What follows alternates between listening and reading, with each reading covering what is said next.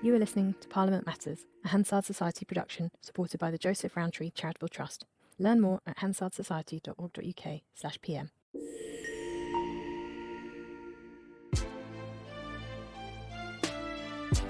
Welcome to Parliament Matters, the podcast about the institution at the heart of our democracy, Parliament itself. I'm Ruth Fox. And I'm Mark Darcy. Coming up, Labour tightens its grip on Parliament. Sir Keir Starmer stomps on his first set of Commons rebels. And does the honeymoon end on Monday, when the Chancellor is due to set out the depth of the nation's financial woes?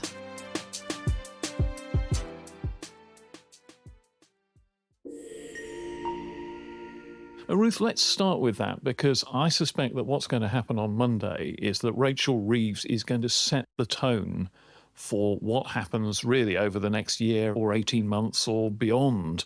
We're talking here about really underlining the depth of the financial crisis. The British state is running on empty. Almost everywhere any minister looks in the departments that they're now running, they will see places where a vast injection of money is needed, but the money to do it isn't available. So you're looking at public sector pay settlements. The junior doctors will just be the start on that. Defence spending? Defence spending, the need for a vast boost in that, which may not be able to wait on a all-singing, all-dancing defence review taking a leisurely 18 months. And almost every other sector, the crisis in the prisons that they were talking about last week, the state of the schools, the state of almost any part of the public realm. And I suspect that an awful lot of Labour MPs, when they came in, had a very nice couple of weeks. It's marvellous setting up an office. It's marvellous making your maiden speech. But now comes the moment when they're going to have to start saying no to the general public. Indeed, so that's the sort of tone that has been set on the King's Speech, of course, with the decision by Keir Starmer to discipline his rebels who wanted him to spend several £billion on the two-child policy. But Parliament this week has approved £1 trillion worth of public expenditure for this financial year and didn't even have a debate or a vote on it. Now, there's very good reasons for that, but you're spending £1 trillion and the government's sort of suggesting that we think next week that there's going to be about a £20 billion black hole. Yeah, it's pretty scary. I mean, to explain that these are basically the spending plans inherited from the Conservatives, which weren't rubber-stamped by Parliament before the last election, and they have to rubber-stamp them now just to keep the cash flowing into government so that the money doesn't dry up and public services have to stop. So it was almost a kind of a ritual act to allow this money to go forward. But beyond that, the cupboard is bare. And I suspect that the atmosphere is like you're going from teenage party at the start of this Parliament to boot camp starting on Monday. It's going to be extremely tough. And this is why I think Keir Starmer, confronted with 7 MPs voting for this Scottish National Party amendment that was designed to try and lift the two-child benefit cap the Conservatives had brought in, confronted with those rebels, he decided he was going to stamp down on them very hard, withdraw the whip for 6 months, tell them that their return to the Parliamentary Labour Party is contingent on good behaviour, and see whether they managed to behave well. He wouldn't have been surprised at some of the names, though, I think. It really is rebels. A lineup of the usual suspects, isn't it? Quite. I mean, clearly it doesn't threaten the government majority. I mean, the government's majority's gone down from, 180 to 164, 66, something like that. But he doesn't want Parliament to look chaotic and rebellious as it has over the last few years, and he doesn't want these 300 sort of new MPs to feel that they've got licence to be voting against the government left, right and centre, as you say, when the going is going to get pretty tough from now on, the honeymoon coming rapidly to an end. But I think the interesting question on this week's discipline is, was it because it was a vote on an amendment to the King's Speech, or was it a discipline because they rebelled? Because if it's the former, there's a sort of extra constitutional status attaches to the King's Speech votes. It's the first big set-piece thing at the start of the Parliament. It's where the government demonstrates that it's got the command, the confidence of the House of Commons. You've just had an election. This is the programme on which the government has run. To be essentially saying, by voting for the amendment from the SNP, that our support for the programme is conditional.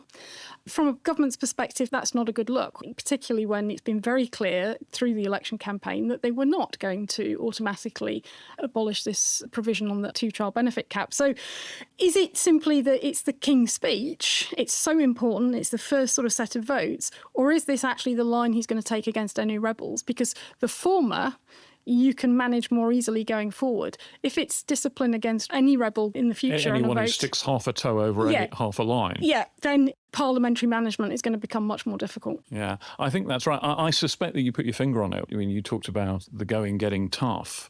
Yeah, politics in Parliament for the last few years has been like Game of Thrones without the dragons. You know, the mayhem, fratricide, plots everywhere you looked. That really has to stop. And I think that a lot of this was probably about breaking that mood and saying we want a different tone now, and woe betide anybody who rocks the boat. Yeah. I suspect he also doesn't want the constant attempts by certainly the SNP, possibly the Lib Dems, to be trying to peel off Labour's left-wing members on vote after vote after vote, and sort of cracking down on that right from the outset, trying to set a tone.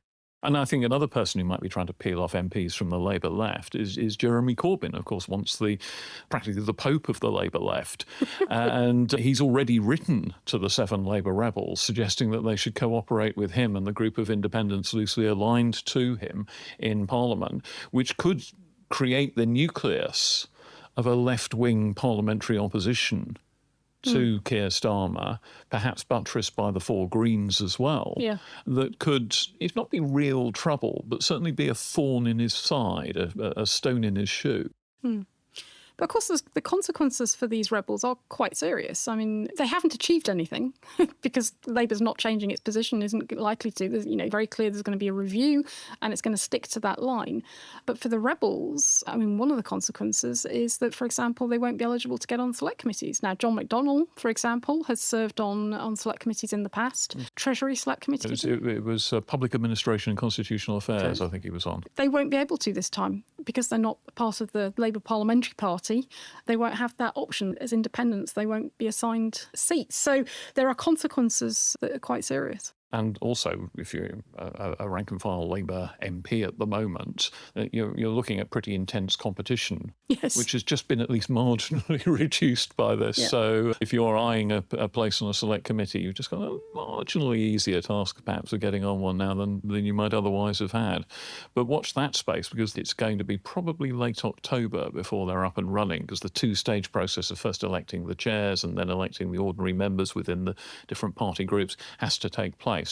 And that's going to be a while. Yes, it's the Leader of the House of Commons this week sort of was indicating that the usual channels, so the business managers, the party whips, are still in negotiations to try and carve up the committee seats between the 2 main parties. Yeah, the rule here is, of course, that the distribution of seats on select committees reflects the distribution of seats in the House. So Labour will get more than half the seats and more than half the chairs of select committees, reflecting their overwhelming dominance in the Commons chamber. The Lib Dems will get a lot more than they had before. The SNP will get a lot less, and the Conservatives will get a share as the official opposition, but not as big a share as perhaps they might have hoped for. No. And actually, the Conservative leadership race is a bit of a challenge for the setting up of the select committees, because they've announced that the leadership result will be on 2nd of November. So if they manage to get select committees members chosen in mid to late October, when Parliament comes back after party conference recess, you then could be in another round of elections as the new Conservative leader establishes his or her front bench. And it may well be that people who thought they were going for select committees get those positions and then suddenly are called to the front bench. Those who've been on the front bench Plucked now... from the committee corridor onto the front bench in a single swoop. Yeah, those who are on the front bench now might be demoted, and they might therefore be able to go for select committee seats. So I wouldn't expect some of the committees to really get up and running and be really active until late November at the earliest because of this. But there is, however, a front runner in committee land at the moment, and that is the new Modernisation Committee that is going to be established as a result of Commons votes this week. And the reason that may get working a lot faster than a lot of the others is that its members are not going to be elected. They're going to be nominated in a quite old-fashioned way by the parties, and we already know that the committee is going to be chaired by the Leader of the House, Lucy Powell, and all the other parties will be invited to put forward their parliamentary savants to sit on this committee and ponder the modernisation of the House of Commons. And modernisation is one of those fabulously loaded words that can mean whatever its utterer wants it to mean. So we're keen to see where it will go, because some of the stuff is in the angels' fear to tread territory of MPs' second jobs and city sitting hours and various other issues where there will be massive institutional resistance to any kind of change at all. Well, the official remit is going to be to consider reforms to House of Commons procedures, standards and working practices, and to make recommendations thereon. So no guarantee that they'll be implemented. This is where I think the chairing by the Leader of the House of Commons comes into play, because that was the model back in 1997 when we had a similar Modernisation Committee that got things done precisely because it was a government minister chairing it. So apparently it's going to be a committee of 14 members, 9 of them Labour, 3 Conservatives, 2 Liberal Democrats. And of course that gave rise, in the debate this week on the setting up of this committee, gave rise to a debate about the small parties, the minor parties being excluded from that committee, having no representation on it. And certainly Lee Anderson, the Reform MP, getting up and saying, we've got 4 million votes in the general election and we're not going to be on the committee that's talking about the future of the way this House works. So he was pretty put out. But get used to it, Lee. I dare say that the odd Reform MP here or there might pop up on a select committee. But the idea that they, as of right, had a place in each select committee, they haven't got enough MPs to be represented. No. Yeah, even if each of their MPs was sitting on 3 different select committees, they still wouldn't be covering them all. And that's an untenable workload, especially when they might do other things like want to campaign in the country or something. Or appear on GB News. Or appear. Oof. So that was a sort of one argument. And I do think it's interesting it's 14. It's an even number. I would have thought you wanted to, normally committees are odd numbers, sort of 11 members, 15 members. The last Modernisation Committee was 15. Well, so I suppose there's they a could Labour have snuck majority. An extra one on. But a Labour majority and a Labour membership that will be handpicked by the Labour authorities. I don't think they're unduly worried about losing votes on that committee. No, absolutely not. One of the first tasks of the committee is going to be looking at, apparently, according to the Leader of the House, members outside employment, which flows on from a decision that was made at the same time as the one to set up this committee this week, in that the government made great play about what it described as a second jobs ban. But actually, when you look at it, it's not a ban on second jobs at all. It's completely misnamed. What it is essentially a tightening of existing rules on the ability to provide paid parliamentary services, or to be paid for sort of consultancy and lobbying, or to be paid for providing advice about how Parliament works. There's always been a very, very hard ban on what's known in the trade as paid advocacy, where a member of Parliament is paid to represent an outside interest. That is one of the unforgivable sins. That was what did for Owen Paterson when he was found by the Standards Committee to have been engaged in paid advocacy and lost his seat as a result of it in what turned out to be one of a seismic scandal. Now, what they've done here is they've said that not only can MPs not be directly paid to represent an interest, they've also said that MPs can't be paid to provide general advice on how Parliament works and general advice on public policy. So a kind of grey zone that used to be there. Oh, this wasn't paid advocacy, I was just telling them how they lobby. That goes too. Yeah, it tightens it up, but it does nothing for those other areas that MPs have been criticised for. So, for example, Reform MPs appearing on GB News, or Labour MPs appearing on LBC and being paid for presenting programmes. It doesn't do anything to tackle what I'd call the Geoffrey Cox scenario, where, Geoffrey Cox, the former Attorney General, he's also a very accomplished barrister. He has been earning really quite significant sums for legal work, not to do with his parliamentary work, not to do with his constituency work, often legal work abroad, and earning significant sums, multiple amounts of his parliamentary salary. And this will do nothing to tackle that. He will still be able to continue. And I imagine Geoffrey Cox's comeback to this is well known. My constituents have just re-elected me, knowing that I go off and do this work, but they still think I'm a good enough MP to sit representing them in the House of Commons. What business is it of yours, parliamentary authorities? If my voters are happy, where's the issue? Yeah, and given the tsunami that engulfs so many Conservative MPs, the fact that it is quite widely known in his constituency and the electorate still supported him, he's got an argument. But you do wonder, actually, what would happen if a really swinging ban came down and Geoffrey Cox or some other lawyer sitting in the Commons was told that the hundreds of thousands of pounds in additional earnings that they've been making, as well as being an MP, are no longer available to them. Do they stay or do they go at that point? It's a clashiest great question. And if there were to be a by-election in Geoffrey Cox's seat, well, it's not all that safe these days, as most Conservative seats, I'm afraid, are not. Well, on this tightening up of the rules on paid parliamentary advice, the House is giving MPs 3 months to sort out their arrangements. So if they've got contracts, to get them cancelled, to get out of them. But, you've got essentially a 3-month grace period, which, given that Parliament's not going to be sitting through August and part of September, it takes you through to basically mid-October, and there's only a few weeks of parliamentary sitting time in that 3-month period. So they've got time to clear the decks. I mean, another point about this is another thing that hasn't been banned is the writing of books. Lots of MPs write books. Chris Bryant, now a Labour minister in the Culture Department, has produced a history of Parliament. He's produced a book on the standard system in the Commons. So he's quite a prolific writer. Is he going to be told he can't write? Because writing books is one of the things that an awful lot of MPs do, not least writing books that make political points as part of their political work. Well, it's often a way to sort of launch yourself into leadership positions, isn't it? That you write a book setting out your political and economic philosophy, for example. But in Chris's case, you can make an argument that he has been able to take advantage of the fact that as a parliamentarian, he's got, access to information and advice and the clerks and so on that have all aided him in the writing of those books that he might not have had quite the same way if he'd been outside Parliament. So again, is he, been able to take advantage of his parliamentary position? Similarly, you've got problems with writing columns for newspapers, of which quite a number of MPs have done that over the years. Yeah. And that's before you get on to paid appearances in the media that fall short of being a regular presenter. Yeah.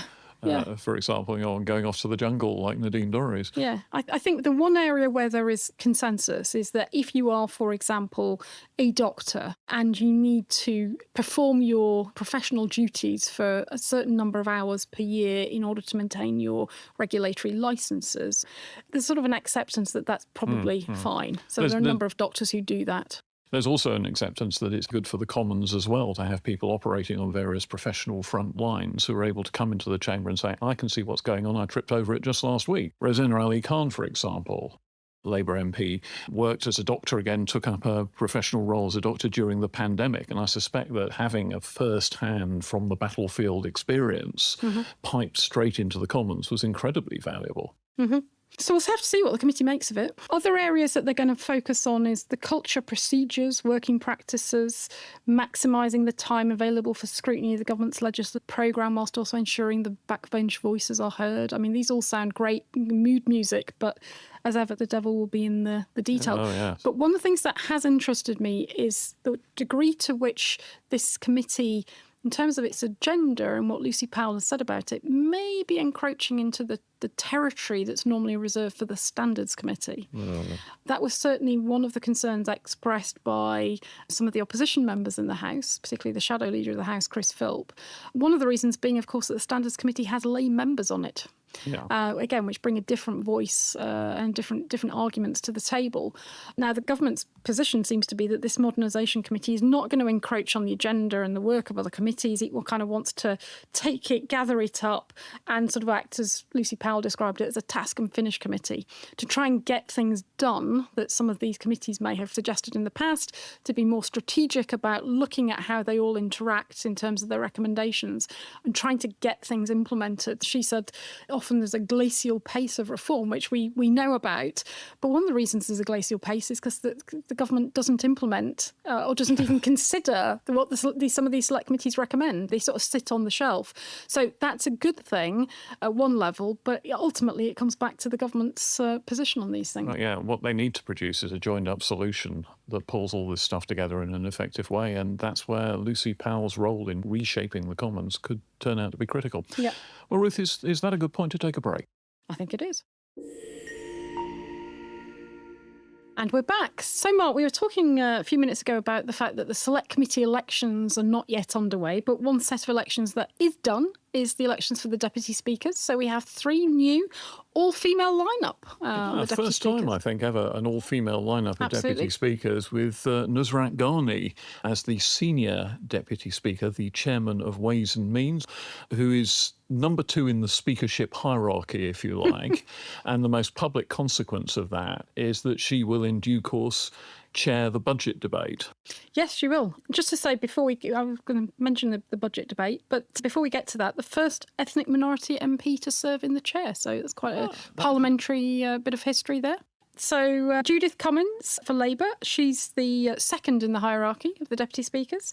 And then Caroline Noakes, which I have to say, it surprised me that she got in ahead of some other Conservative candidates, but the former chair of the Women and Equalities Committee.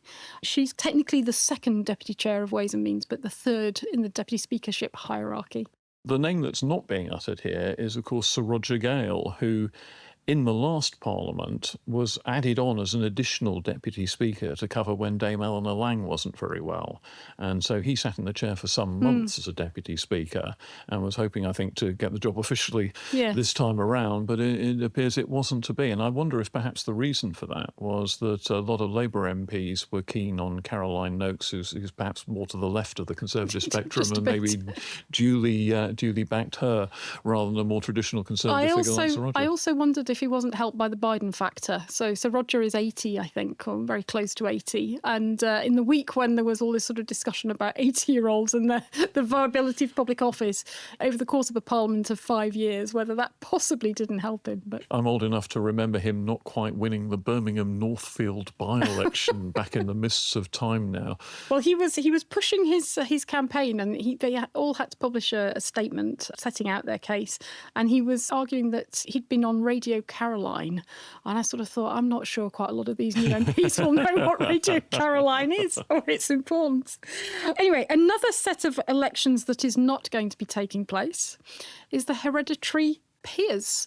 There are 2 vacancies, one for the Conservatives and one for the crossbench peers. And they've decided, in light of Labour's plans to abolish the hereditaries, that they're not going to proceed with these elections. Normally they have to set the elections up within 3 months, but the House of Lords has agreed that they should extend that for 18 months, by which time I think they're assuming that the government may have got its legislation through and they won't be needed at all. Well, a completely sensible thing to do, really, because what's the point of electing someone to serve as an elected hereditary peer for perhaps a matter of weeks before they're then swept away? So they're marched up to the top of the hill and then pushed out the door. Yeah. It seems a rather bizarre thing to bother to do. So I'm not sure anyone will particularly object to that, except, of course, in the overall principle that some people will object to the exclusion of the hereditaries that seems to be coming down the track now. Yeah.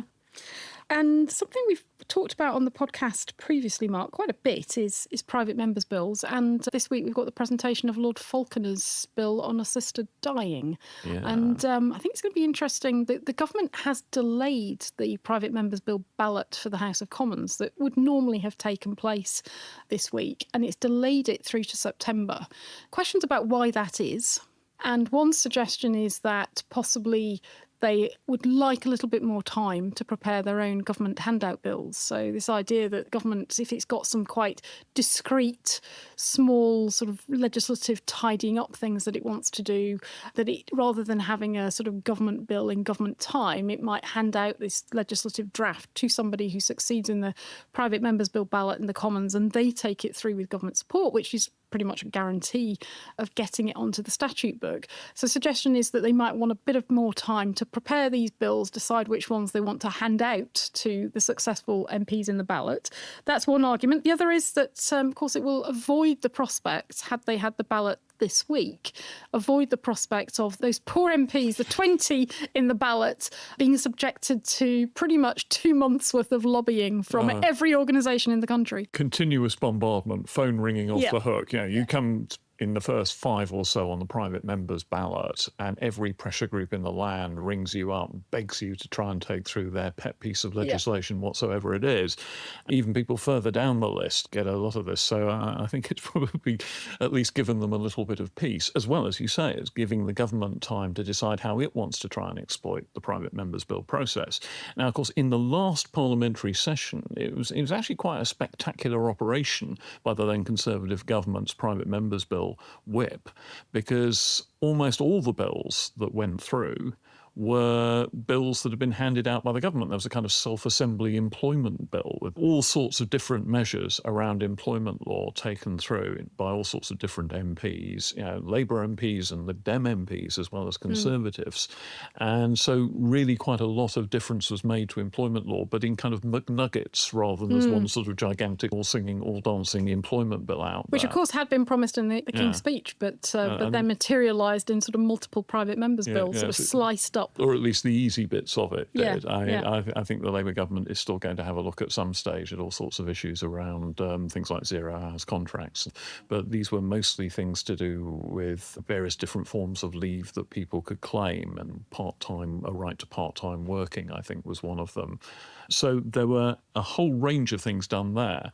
This time round, I'm sure the government will have things it wants to get through, but there are also things that it might want to pick up. The Wayne David bill on strategic litigation against public participation, the SLAPS bill, the measure to allow judges to strike down legal action against journalists for investigations against the rich and powerful, effectively.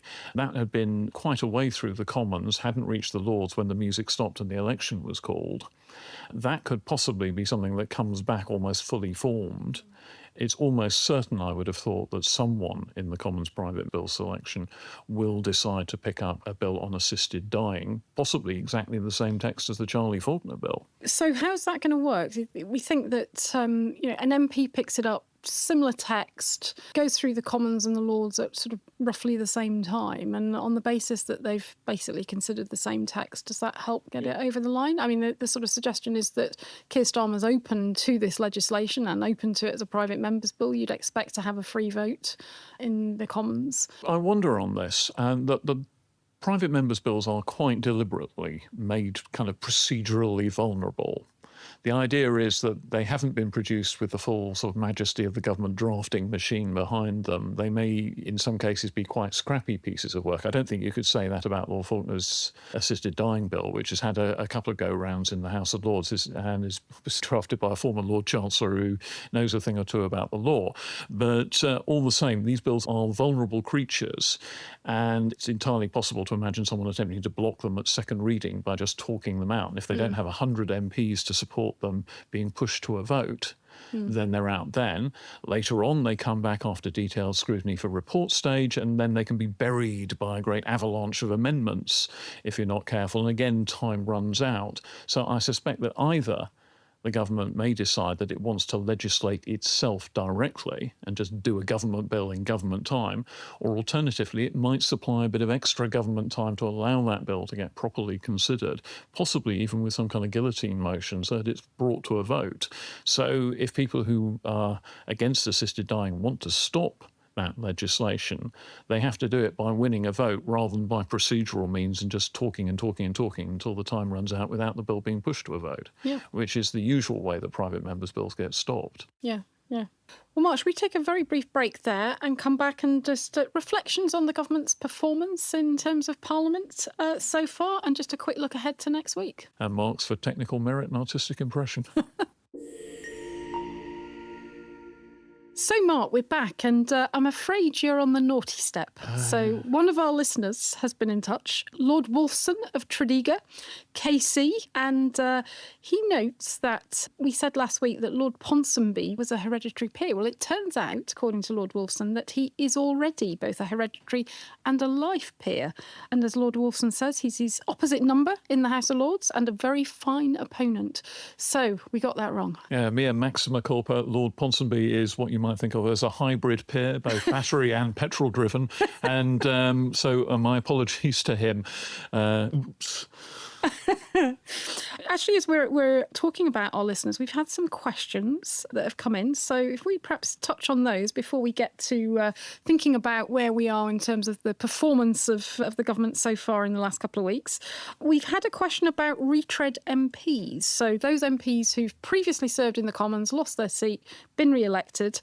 We've had a question from David who says, do retread MPs, those who are elected to the Commons after a period of absence, get another maiden speech? These MPs have another predecessor, often a new constituency, which a maiden speech usually makes reference to. I think that the answer to that is, technically speaking, they don't get another maiden speech. In practice, some of them make what approaches a maiden speech, which goes through the ritual, which is very much expected in the Commons, of saying something nice about your predecessor, whether it's someone who stood down or someone that they've just defeated. It can be a bit of a challenge, actually, on occasion, to say something about a predecessor who may not have been awfully nice to you. I look forward to the maiden speech of the new Labour MP for Plymouth Moorview. He and Johnny Mercer, the previous incumbent, had a pretty venomous election campaign against one another. But in general, it seems that actually the handover process has been pretty punctilious and polite and even friendly, with some people being perfectly happy to sort of hand over all their casework and give advice positively to their successor. Encourage it. Yeah. Well, actually, our questions this week have all come from David. They're all different, but our third David today asks about restoration and renewal. So this is a question from David Jenkins. Will the new Parliament have to decide what to do about repairs and renovations to the Houses of Parliament, or can they continue discussing options and not taking decisions in the next 5 years? Is there any evidence from Labour input committee discussions so far of their preferences or how it is to be approached? So I think they can probably carry on discussing in the absence of any wish to make a firm decision. I think, given the state of the national finances, as we were discussing earlier, the idea of finding several billion quid to rebuild the old Victorian part of the Houses of Parliament is pretty low down the government's priorities, and they will just continue to try and hold the building together with sort of duct tape, spit and sawdust, and hope that it doesn't burn down. In the long term, this is probably more expensive than actually doing something about it, not least because you need things like regular fire patrols, very abbreviated moments of maintenance in the few months every now and then when the houses aren't sitting. But in general, I'm pretty sure, going to be kicked into touch because it's too much of a hot potato. And in a period of kind of almost austerity 0.2, it's a pretty hard sell to say, yes, but we're spending several billion on a building. Yeah. And that we're sort of talking about something in the region of 12 billion upwards. Yeah, absolutely. Is what's needed. So it's not small change. But there are no good options on the table at this stage. The only way I think I differ with you slightly is I don't think they can kick it into touch, because the risks are too great. And ultimately, I think Keir Starmer, Rachel Reeves have got to ask the question, do they want the house to burn down or the sewage pipe to break on their watch? I think the symbolism might be a bit near the knuckle if either of those things were to happen. Yeah, and I mean, you're into sort of resignation territory when those kinds of things happen. That would be just both nationally and internationally embarrassing and catastrophic to our reputation. And the parallel to look at is the national reaction in France when the Cathedral of Notre Dame burned down. Yeah, but that was of course was already undergoing some restoration, so they sort of made that decision. But the implications in terms of everybody looking on at what on earth was happening. We're talking about one of the 9 or 10 most recognisable buildings on the planet. Yeah, and the fact that Westminster is an iconic symbol of democracy, not just for this country, but for many people around the world. So I don't think they can keep kicking it into touch. I think they will want to try and do something creative around how the money is applied over a series of years, rather than sort of MPs having to vote for 12 billion up front. Right. They might try and do it so that the votes and the amounts of money are scheduled over a longer period of time. It makes it buying easier. Your clothes from a catalogue by instalments. But of course, this could be quite different in this Parliament with so many new MPs who are not necessarily going to be happy with the working culture and the working arrangements of Westminster. It's not the nicest building to work in many respects. It's historic, but it's not an easy building to work in. Some aspects of it are quite unpleasant. You know, there's sort of the sewage problems, the problems with mice around your feet and moth-ridden officers. It's pretty difficult. So it would not surprise me if some of the newer MPs took a slightly different tone and attitude to some of this. It's a question that's dogged the last few parliaments, and you're right, it certainly isn't going to go away. It's a matter of political prioritisation and whether they can find a clever way of selling it. Yeah, and I think they're going to have to reach a decision in the next year. Well, Mark, we're coming up to the summer recess. Parliament's got another couple of days next week, and then it will break for August. What do we make of their performance so far in terms of their attitude to Parliament? I think the first thing to say is this has been the easy bit. This has been the taking office, blaze of glory, exciting new statements, policy directions being set out by ministers. It's all the stuff they dreamed of doing. As we were saying, next week comes that financial statement, and from that flow all sorts of really unpleasant decisions that the government will have to make, and they'll have to spend an awful lot of time saying no. In the meantime, most of those ministers have had quite an enjoyable time sort of setting out their territory and setting out their stall. But there have been a few little procedural slips along the way, and surprisingly from some of the more experienced people. Yvette Cooper, the Home Secretary, Ed Miliband, the Energy Secretary, have both been in trouble for failing to deliver copies of statements they were going to make to the opposition in time for them to have something useful to say about it when they get to be discussed in the chamber. And those are the kind of procedural slips that you wouldn't expect from people who've been round the ministerial block. You suddenly wonder where the civil servants were as well in this. Hang on a minute, Minister, don't we have to get a copy of this to your shadow? Yeah. There's also, in terms of the availability of debating time and so on for backbenchers, Westminster Hall debates are not starting until September. They could have started, but they put those off. So there isn't a backbench business committee to decide yet, because all those problems we were talking about electing a chair and electing the members for that committee, those haven't been done yet. But the Speaker could quite easily they could have done the adjournment debates. He's choosing people to do adjournment debates already, so he could quite easily have had a few more debates in Westminster Hall, and that would have provided a bit of outlet for some of the issues that are coming up that people want to talk about, which are particularly issues local to their constituencies. It doesn't have to be some great sweeping subject of national policy. It can be the local bypass, the A&E, the parking problems in my town centre. So it's a bit of a surprise that Parliament hasn't taken that opportunity to just get that little bit more up and running. Yeah. And one of the things that apparently is not going to be happening is the traditional pre-summer recess adjournment debate, which in recent years, following death of Sir David Amess, the former Conservative MP who was murdered in his constituency a few years ago, this pre-summer recess adjournment debate, which he always participated in, has become known as the Sir David Amess debate. And a number of Conservative MPs are quite annoyed that apparently that's not going to be happening next week because the government's scheduling legislation.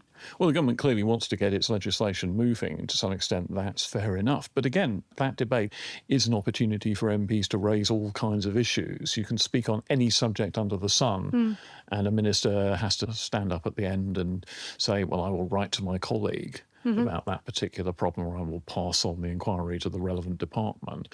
And quite good for maiden speeches because, the generic nature of it is better suited for maiden speeches rather than interventions for speeches in the sort of Modernisation Committee debate this week, for example, that didn't mention Modernisation Committee and reform of the House of Commons at all. They bore no relationship to the subject matter under discussion. Yeah, I mean, the standard maiden speech is, it's great to be here. My predecessor did a lot of hard work in the constituency and is well remembered. Isn't it wonderful? Here's a funny anecdote about my seat.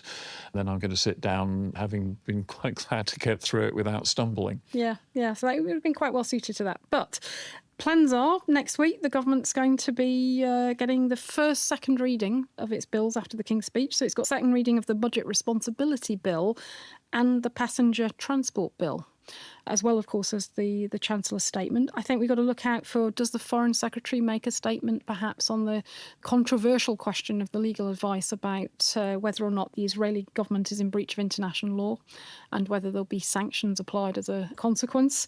So some suggestions we might hear something on that next week, but nothing confirmed. But going back to the Budget Responsibility Bill, I keep hearing from journalists that there's going to be a budget in September. I don't think there is. I think it's going to be October. Well, the sheer logistics of producing Office of Budget Responsibility forecasts, apart from anything else, not to mention the logistics of actually getting a budget together, especially when it's a big break from what had been done previously, do tend to suggest it's going to be later rather than sooner. And it would be quite an achievement if Rachel Reeves was able to get up in the dispatch box and deliver a budget before the Labour conference. And politically, maybe she'd rather prefer to do the budget after the Labour conference. Yes, I mean, that's one aspect of it, isn't it? But as I understand it, the Office of Budget Responsibility requires 10 weeks. And if you count forward 10 weeks from after she assumed office, the day after the general election, that takes you to the last day before the break for conference recess. So unless they're going to have a budget on a Friday, which seems unlikely, and delay the budget debate then till after conference recess, I just think they're going to kick it into October. Yeah, it looks very much that way. But the process that begins with that statement we're expecting on Monday about the dire financial position of the British state is going to reach its most important expression in that budget, because things are going to be tough. Are there going to be tax rises? Are there going to be stealth tax rises? Are there going to be other revenue-raising measures? Is there going to be extra borrowing indeed? All those questions will be watched by all sorts of eagle-eyed scrutineers when Rachel Reeves gets up to deliver that long-awaited first budget. And she might give us the budget date. You never know. Yeah, hope springs eternal. Well, with that, Mark, shall we leave it there for this week? And we'll see what next week brings. And we'll see what next week's brings, and we'll have a pre-summer recess special. Excellent. See you then.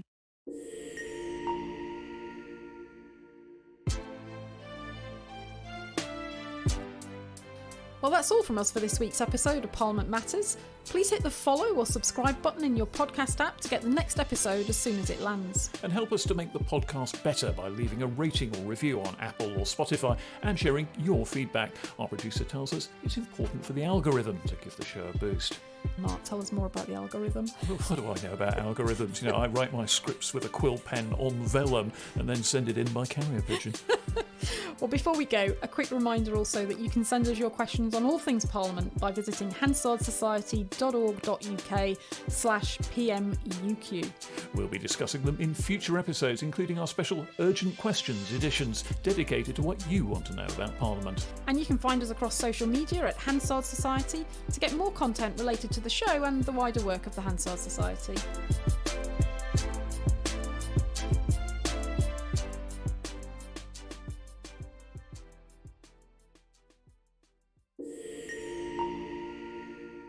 Parliament Matters is produced by the Hansard Society and supported by the Joseph Rowntree Charitable Trust. For more information, visit hansardsociety.org.uk/PM or find us on social media at Hansard Society.